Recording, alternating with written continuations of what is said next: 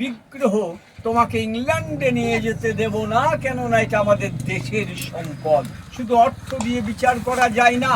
আরে কয়েক কোটি টাকাটা বড় কথা নয়, একটাই বড় কথা, সেটা বিশ্বের অদ্বিতীয়কালী উনি নৌকা যোগে মাঝি মোল্লাকে দিয়ে এটা এখানে পাঠিয়ে দিলেন। প্রশ্ন করুন ভাই, কলকাতার মতো সেন্টার কমিউনিকেশন থাকতে এই ওয়াজ পাড়াগ্রামে পাঠালেন কেন? কারণ কিন্তু উঠে আসছে দুটো। প্রথমত কারণ, ব্রিটিশদের চোখ আড়াল করার জন্যেই প্রত্যন্ত গ্রাম বাংলায় ফেললেন। বিশাল জঙ্গল ছিল, বাঘ ভল্লুক বাস করত, গোপনীয় স্থান। আর একটা কারণ, ওই নন্দকুমারের জন্মটা পাশে গ্রাম ভদ্রপুরে, তাই এটা ভদ্রপুর পাঠিয়ে দিলেন।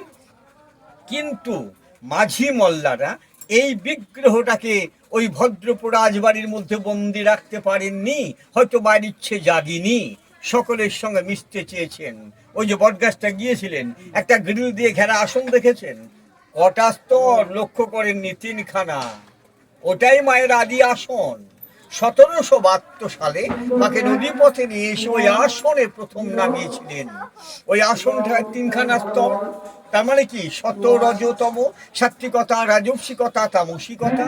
কেউ সাত্বিক ভাবে পুজো করেন বা করেনকে পুজোকে নিয়ে তামসাগিরি করেন। আমি কাউকে কম্পেয়ার করতে রাজি নই, নিজেকেই বলি সরস্বতী পুজো দুখানে বেশি সম্ভব নয়, 3.5 ঘন্টা করে লাগে। আমি কিন্তু অর্থের লোভে 18, 20, 30 খান করে পুজো করছি, তামসাগিরি। কেউ বা রাজধানীর মতো সেবা করা, তার জন্য 2 শ্রেণীর পুরোহিত আছে। জেনে রেখো গো বাবা, বিশ্বে কেউ পুরোহিত নাই। পরের হিত বা মঙ্গলের জন্য আমাদের জন্ম হয়নি। আরে জন্মটা হয়েছিল উজ্জয়িনীতে পাটলিপুত্রে। আমি কিন্তু চাল কলা কাপড় গামছা সোনা দানা খাবার জন্য এই পশ্চিম বাংলার বুকে এসেছি।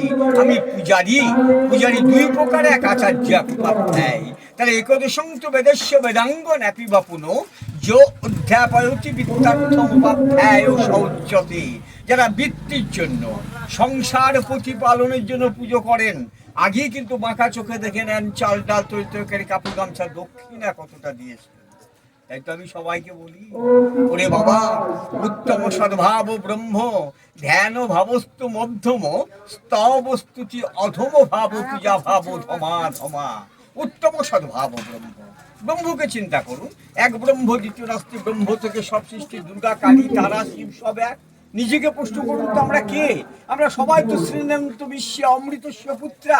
আমরা সকলেই কিন্তু অমৃতের সন্তান।